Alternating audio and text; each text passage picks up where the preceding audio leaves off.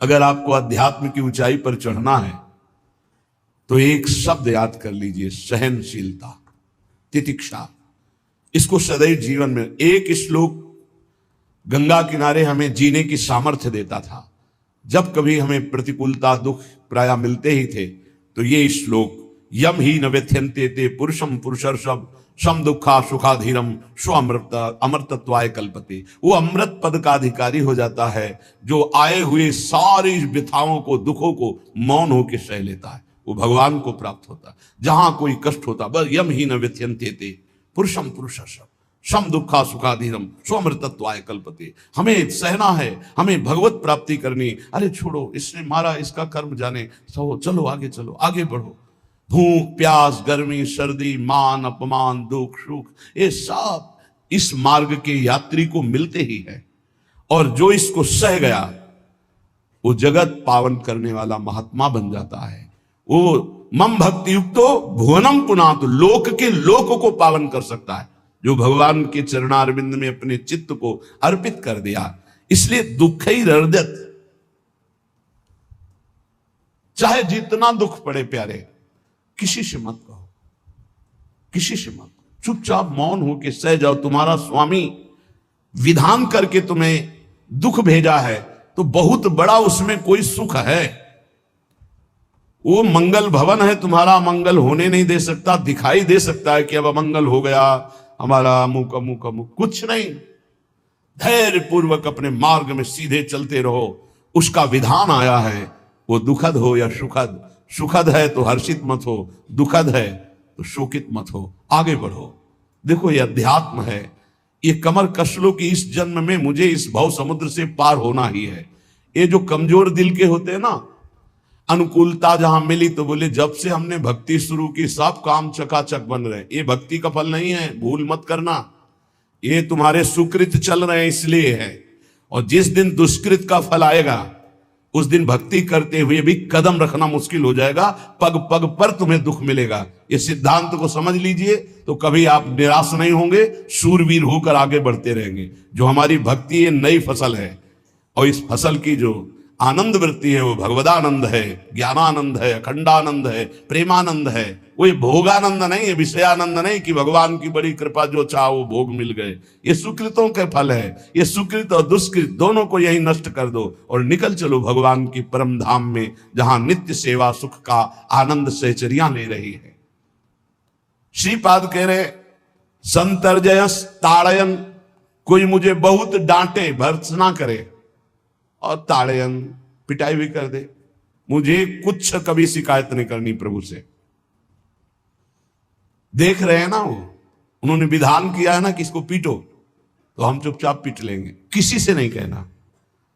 रहीमन मन की मन व्यथा रखिए मन में गोए, सुनिठ ले हैं लोग सब बांटने। इसीलिए असंगो हम, असंग किससे कहें अपने दुख सुख की बात। अपना दिल तो दिलवर को दे दिया, जो बीते सो दिल तो उनके पास है, वो तो जाने दुख सुख की बात, हम क्या जाने, हम तो बस आपके हैं।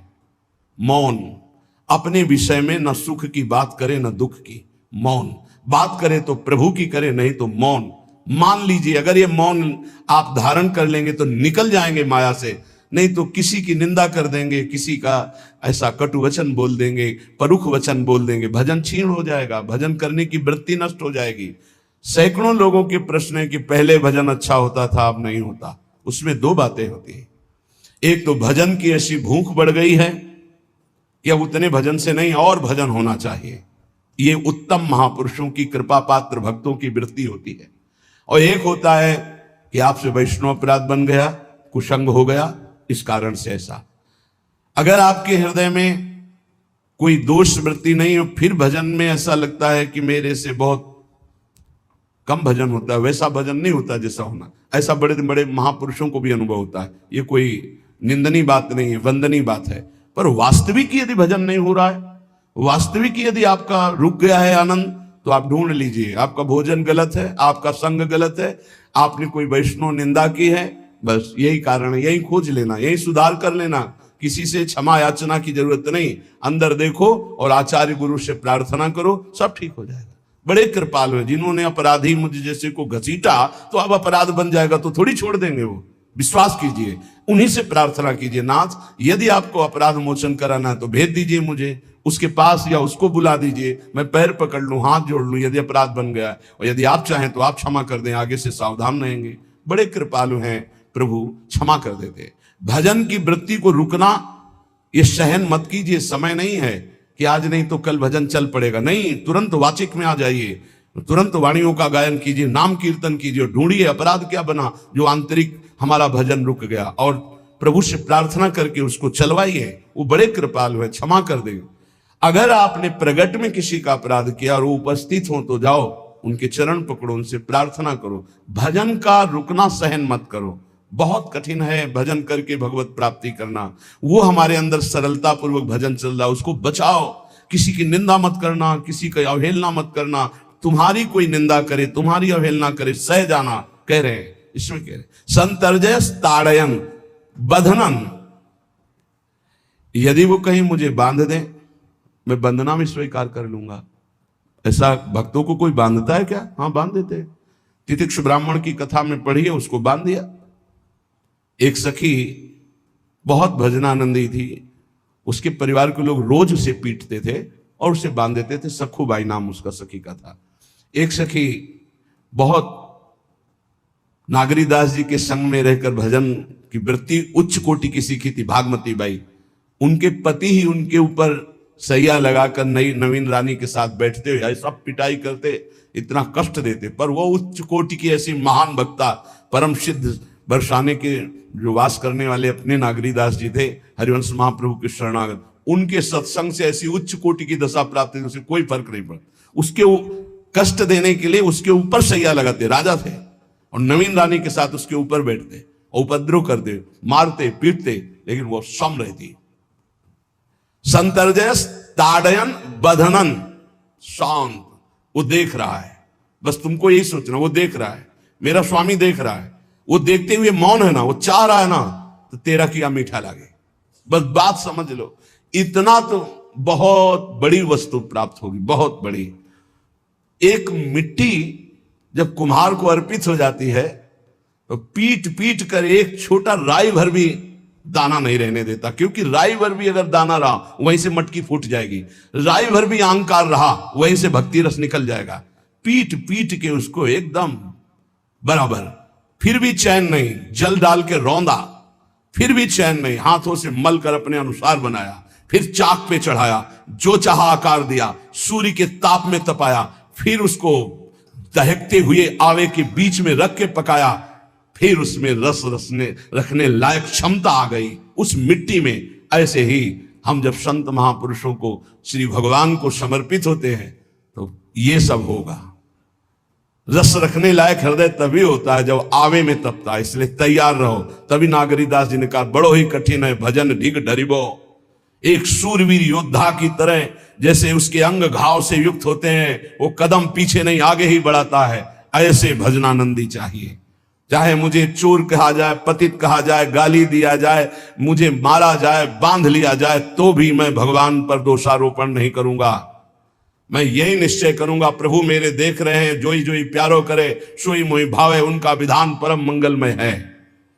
अंतः क्लेश मतीव दुस्सह तरम प्राप्नोति नाना विधि। मुझे अंदर से भी बहुत पीड़ा दी जाए, काम पीड़ा, क्रोध पीड़ा, लोग बाहर से तो ये दिया जाए और अंदर से भी ये दिया जाए, तो भी हे प्रिया जो आपसे नहीं कहूंगा। प्रेम में कभी शिकवा शिकायत नहीं होती, ना इष्ट से और अपने प्रीतम के विधान से दिए हुए कष्ट को हम दूसरे से कह दें। धिक्कार है हमारी प्रीति को। प्रीतम सहावे और मैं दूसरे से शिकायत करूं? नहीं, हर विधान आपका सहोगे। ये प्रेम है मस्ती का, ये लज्जू पंजू ऐसे काम नहीं है इनके। ये तो देखते हैं पैर धर के, अगर गर्म लगा तो हटा लेंगे, मत रखना गर्म ही गर्म है। और छाती मजबूत करके कि आग पे चलूंगा, तो पैर रखोगे तो चंदन हो जाएगा आग में भी। पूरे जीवन की बात कह रहा हूं, पूरे जीवन की। सोचो उस समय जब 13 वर्ष की अवस्था है और घर से निकले थे, कोई साथी नहीं है, कोई समझाने वाला नहीं, और आज इतना जीवन हो गया, इसी यार के सहारे हुआ है। इसी यार, ना 1 रुपया कभी था, न रहा है और न रहेगा। प्रेमानंद का 1 रुपया नहीं है, प्रेमानंद की एक वस्तु नहीं, ना रहा ना रहेगा। हाँ, प्रेमानंद की सब वस्तुएं हैं, ना होते हुए भी पूरा विश्व मेरा। क्यों? प्रेमानंद भगवान का है। भगवदानंद को प्रेमानंद कहते। वही संपत्ति जीवन भर एक ही साथी रहा है। और हे नाथ, ऐसी कृपा करना, अब दूसरा साथी बने ना। अब आओ तो मृत्यु रूप में ही आओ, और किसी रूप में मत आना। साथी हो तो आपका साथ हो। सर्वहरण करने वालों में मैं मृत्यु हूं, बस उस रूप का इंतजार है। आओ उस रूप में और समेट लो अपनी लीला। बस कभी किसी से शिकायत, कभी किसी लिए कैसे हो, आनंद है। नहीं सुना है किडनी खराब है तो सुना ही होगा, कोई दुख नहीं, कोई दुख नहीं। वर्तमान दुख वर्तमान के आनंद से बहुत छोटा है। क्या दुख है? स्वामी के द्वारा दिया हो। ये आप हमारी प्रार्थना मान लीजिए, इस मार्ग में चलने पर जो दुख मिले कभी किसी से कहना नहीं तो प्रीति में कलंक लग जाएगा, वो तुम्हें प्रभु से हटा देगा। नहीं, रहीमन मन की मन व्यथा रखी मन में गोए, सुनिठ लई है लोग सब बाट न ली है। ये भगवत मार्ग शूरवीरों का मार्ग। कभी अपनी अंतर व्यथा को किसी से मत कहो।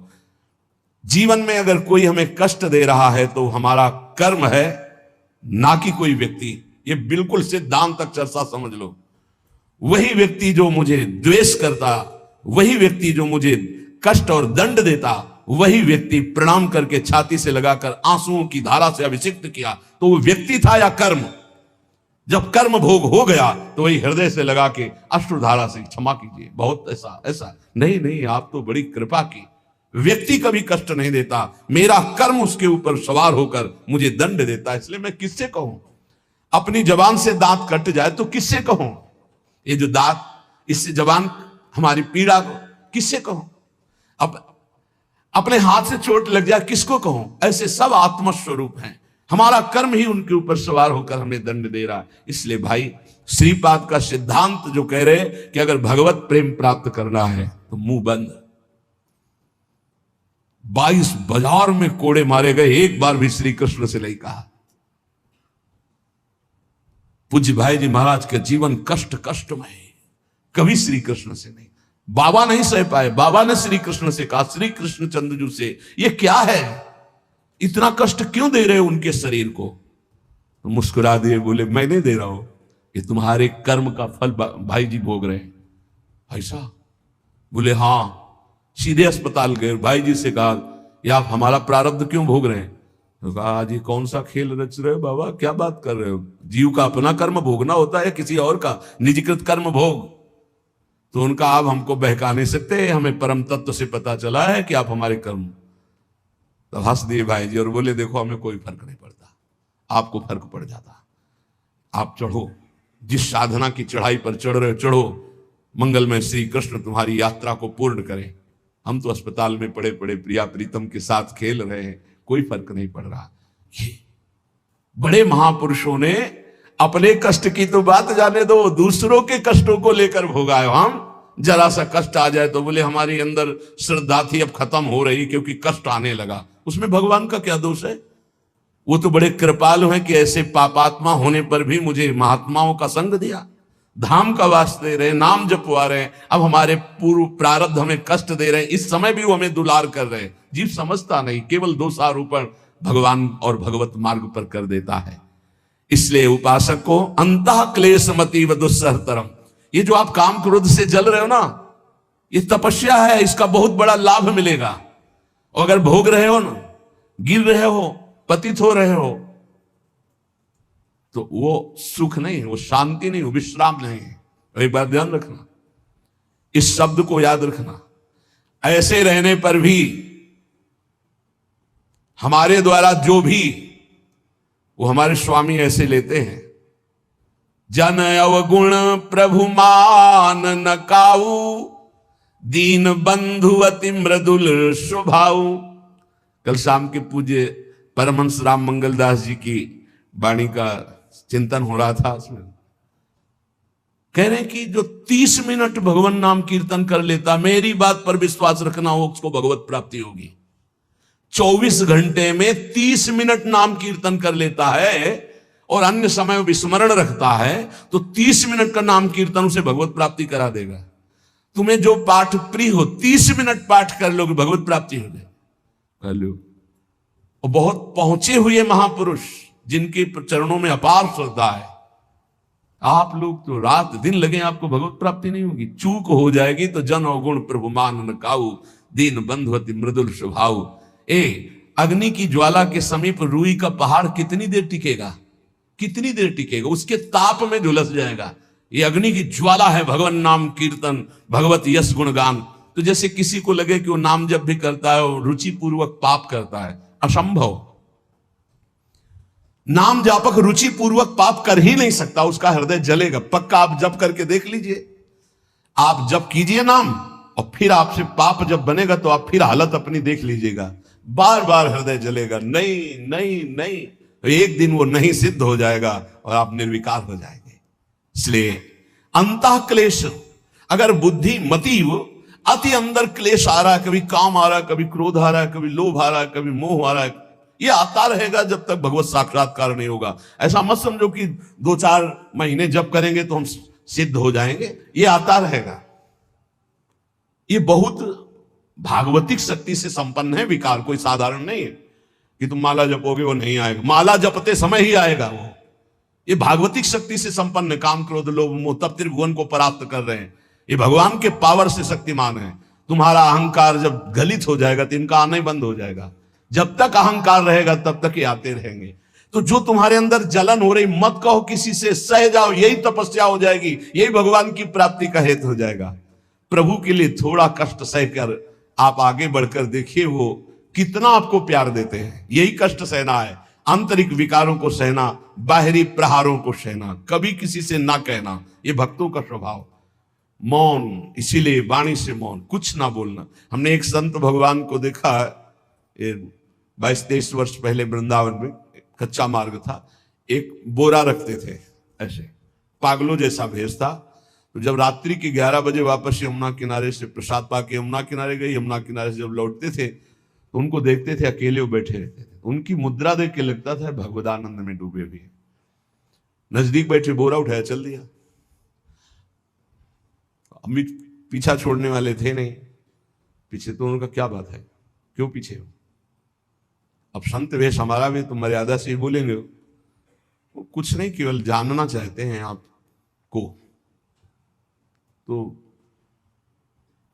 कालीदय की इधर एक तमाल का पेड़, जो श्वेत रंग का एक वृक्ष है, उसका मुझे नाम नहीं याद आ, गुलर जैसा, और वो तमाल में लिपटा हो, अब भी है। दाहिनी तरफ है ये जो खाली जगह पड़ी ऊंची, जो अपने दाहिनी तरफ बर्फ फैक्ट्री के आगे जाते हैं, उसी के नीचे बैठ गए। तो हमने पूछा, आपकी स्थिति देखकर मुझे लगता है आप हर समय भगवदानंद में डूबे रहते हैं। बोले, जब लगता है तो प्रश्न क्यों करते हो?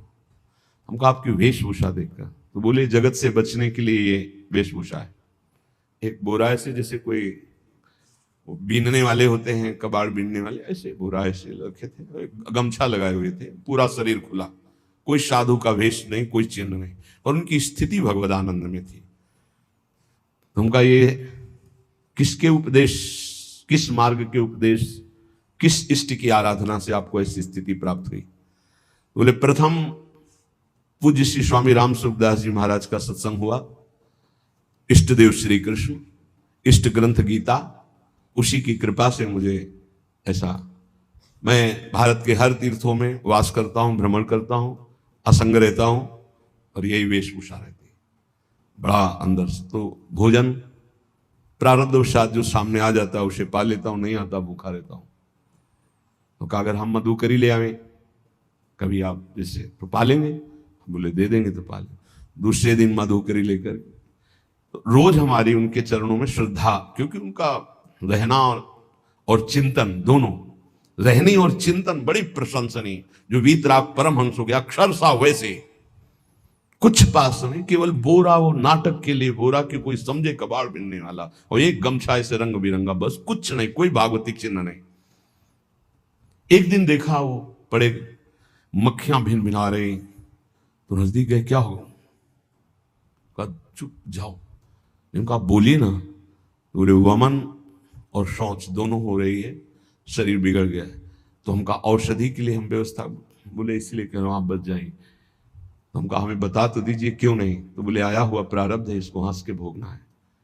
ऐसे कोने में साइड में ऐसे पेड़ के किनारे पड़े 2-4-10 दिन जो भी व्यवस्था उनकी बनी, फिर वो हमको दर्शन नहीं मिले, अन्य तीर्थों में चले गए होंगे। ऐसा महापुरुष, क्या हम अपने शरीर को इतना प्यार करें कि भगवान से श्रद्धा हो जाए, भक्ति मार्ग में हम लड़खड़ा जाए, फिर सत्संगी किस बात का। ये पक्का समझ लीजिए, ये जो भगवत मार्ग है ये शूरवीरता का मार्ग है, सहन करने का मार्ग है। जितने भी महापुरुषों के चरित्र हैं आप पढ़ करके देख लीजिए, भगवान के चरित्र से भी ज्यादा लाभ भक्त चरित्र सुनने से इसलिए होता है कि हमको लगता है कि हमारे जैसा जन्म लेकर इतना कष्ट सहकर इस ऊंचाई पर पहुंचे, ये बड़ी बात है कि वो जीवत्व से हमारी तरह पैदा होकर ईश्वत्व को जाता है। इसलिए भक्त चरित्र में विशेष बल हमको प्राप्त होता है।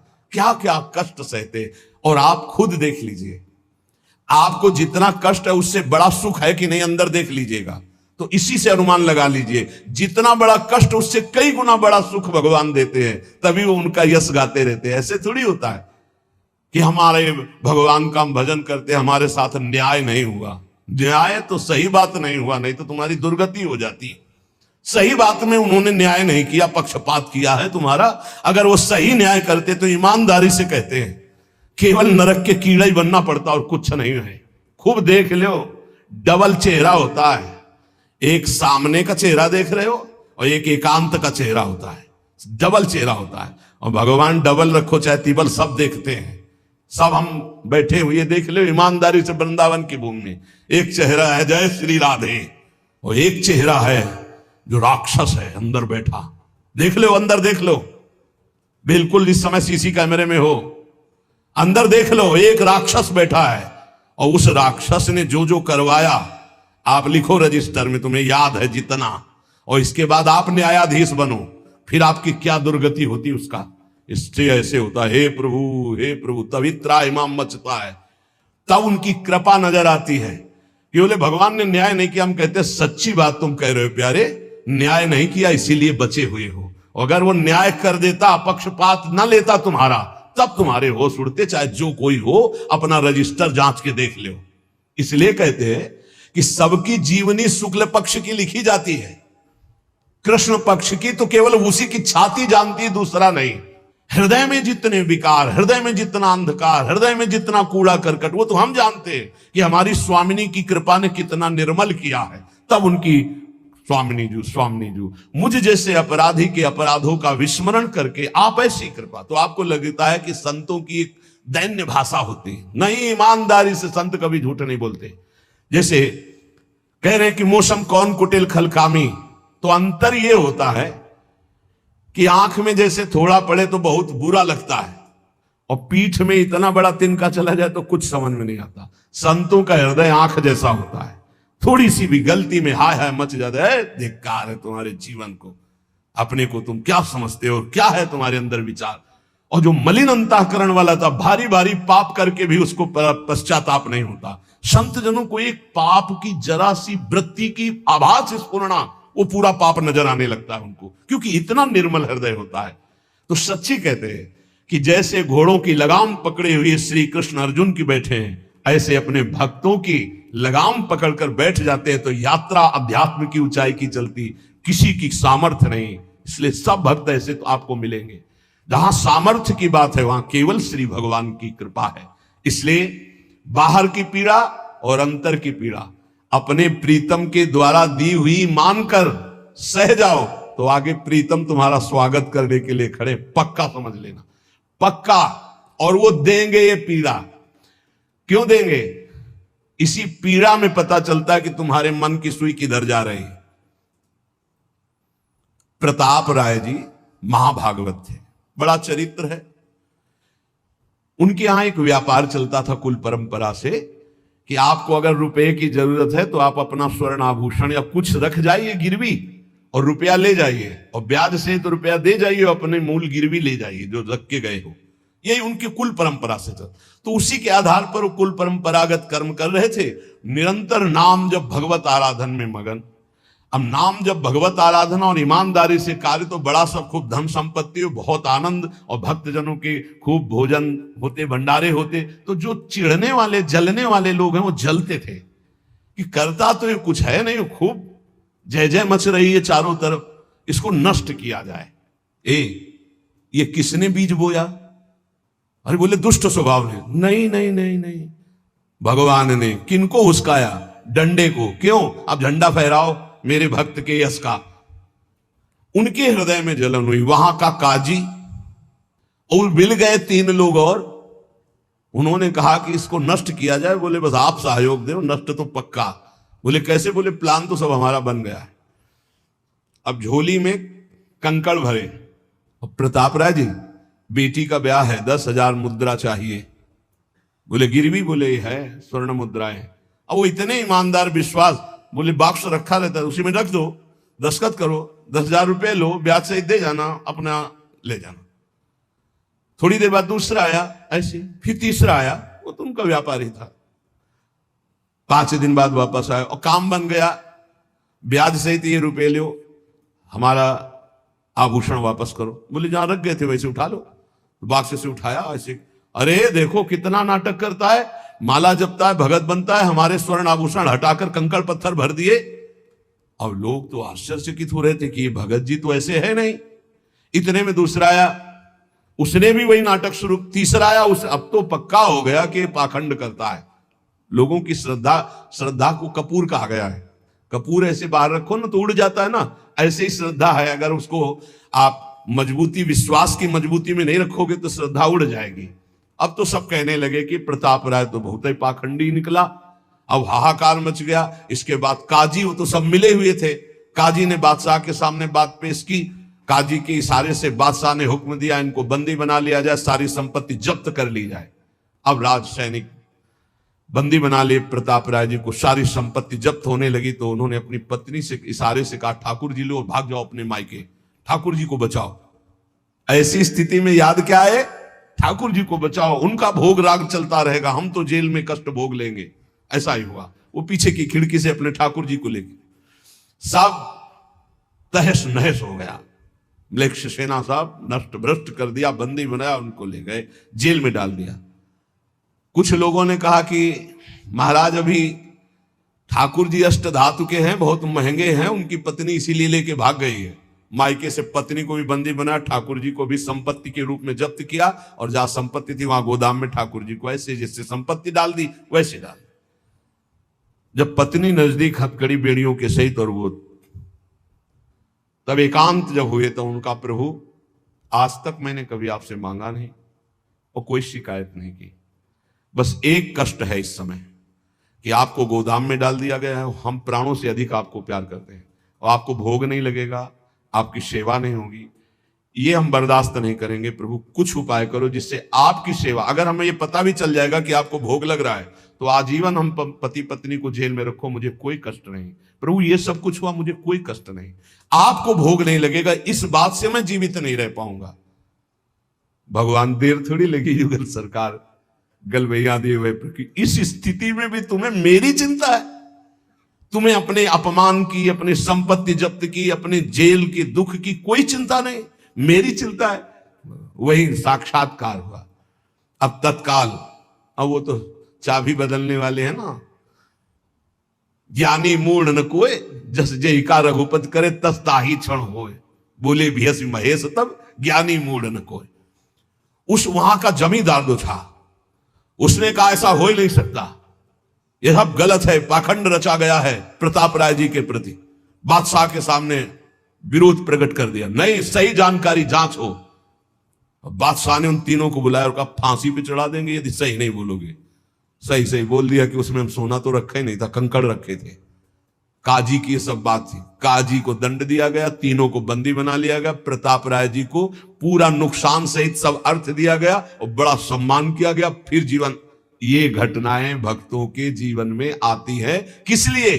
भगवत साक्षात्कार कराने। भगवत साक्षात्कार जेल में प्रताप राय और उनकी पत्नी को हुआ। इसलिए उपासक को कितनी भी परिस्थिति कष्ट के आवे, वो तुम्हारे आनंद का वर्धन करने वाले बनेगी, विश्वास रख लीजिए। बस किसी से सहयोग मत मांगना और किसी को अपनी बात मत कहना। प्रताप राय जी ने किसी से भी नहीं कहा, कुछ भी नहीं बोले, केवल प्रभु से कहा कि आपकी सेवा अगर हमको कान में सुनने को मिल जाएगी कि आपका भोग लग रहा है तो मुझे कोई कष्ट नहीं होगा, लेकिन ये मैं नहीं सह पाऊंगा कि आप गोदाम में से, क्योंकि मैं जीवन भर आपको दुलार करता रहा हूं प्रभु। अब वही भगवत साक्षात। तुम्हारी सुई कहां जाती है मन की? कष्ट की स्थिति में कोई मित्र, कोई रिश्ते नातेदार, कोई पावर काम आता है, या भगवान की तरफ जा? अगर भगवान की तरफ तो जीत गए, और अगर संसार की तरफ ऐसे भी मिलने, आप बिल्कुल फोन कर देना, हम तुम्हें अमर कर देंगे। नहीं, फाड़ के फोन नंबर फेंक देना कि हम रखेंगे भी नहीं ऐसा नंबर। जब कोई नंबर नहीं होता तब हरि का नंबर लगता है। जिसके पास किसी का फोन नंबर नहीं होता उसका हरि का नंबर लगता है। ध्यान दे दो, कलयुग है इसीलिए सबके पास नंबर भेज दिया है। सबके पास नंबर है क्योंकि हरि से फोन नहीं कर सकते। हरि का फोन जानते हो कैसा होता है? जब आर्थ होकर अनाथ भाव से असरण शरण कोई नहीं मेरा, तब हा नाथ, वो फोन नंबर भाव से मुझको पुकारे तो भाव से बेड़ा पार है। भाव पूरित टेर ही करती मुझे लाचार है। भाव बिना भगवान आवाजें नहीं सुनते। भाव सुनी पुकार भगवान नहीं सुनते। भाव कब आता है? बाजार में थोड़ी मिलता है। किसी से हमारा संबंध नहीं। ये जीतना है तो ये बातें पकड़ लो सत्संग की। कोई विपत्ति दुख आने पर अगर किसी का नंबर आपको याद आवे कि अगर हमें विपत्ति आएगी तो कौन सा नंबर याद आएगा? बोले अमुक का, उसको डिलीट कर दो। नहीं, अमुक का नंबर नहीं रखेंगे हम, श्री जी का। श्री जी का नंबर क्या है बताया तुम्हें? क्या है? बस कोई नंबर नहीं तो श्री जी का नंबर। हे लाडली, हे प्रिया जी, कोई है ही नहीं। अब अपना कोई है ही नहीं तो कौन है? सच्ची बताते हैं, एकदम नंबर 1 घंटी में फोन उठा लिया जाता है। 1 घंटी। गजेंद्र ने जब देखा कि कोई मेरा सहयोगी नहीं, री नहीं पहुंच पाया, काम हो गया। हरि पूरा नहीं कर पाए, काम हो गए। गोविंद यही प्रकट हो गए, वस्त्रावतार। ये नंबर है हरि का। जब तक पांडवों की तरफ, भीष्म की तरफ नंबर नहीं लगा, दांत तक पकड़ा, नंबर नहीं लगा। जब छोड़ दिया, कहा गोविंद, बस नंबर लग गया। ये है भगवान को पुकारना, ये है भगवान तक आवाज पहुंचाना। कोई हमारा नहीं, यही तो हमारी साधना है। और यहां मान नंबर लिखे चले जा रहे हैं, व्यवहार बनाए चले जा रहे हैं, डायरी बनाए चले जा रहे हैं। इतने नंबर, ये सब क्या करोगे? ये सब नरक पहुंचाएंगे नंबर। एक केवल हो हरि शरणम, बस सब काम बन जाएंगे। बोले नहीं, सहयोग होता है। इससे क्या सहयोग होता है? अगर बात बिगड़ जाए तो अंग रक्षक ही सूट कर देता है। और कौन? अंग रक्षक ही सूट कर देता है। अगर वो चाबी बदल जाए ना तो रक्षक ही भक्षक बन जाता है। किससे रक्षा चाहते हो? जो काल का भी शासन करने वाला है, उससे रक्षा चाहो। देखो सच्ची बात, ये केवल प्रवचन नहीं कर रहे, हृदय की बात कह रहे। मान लीजिए मेरे प्रभु ऐसे है। कोई महान नहीं है, वो जिसको महान करते हैं वही महान हो जाता है प्यारे। ऐसे हाथ हटा ले तो सब हानि ही हानि है, कोई महान ही नहीं है। महान नहीं, वो हटा ले तो बस उन्हीं से महान है। सच्ची कहते हैं, उन्हीं से बहाल है। दबी बात खुल जाए तो असलियत समझ में आ जाए।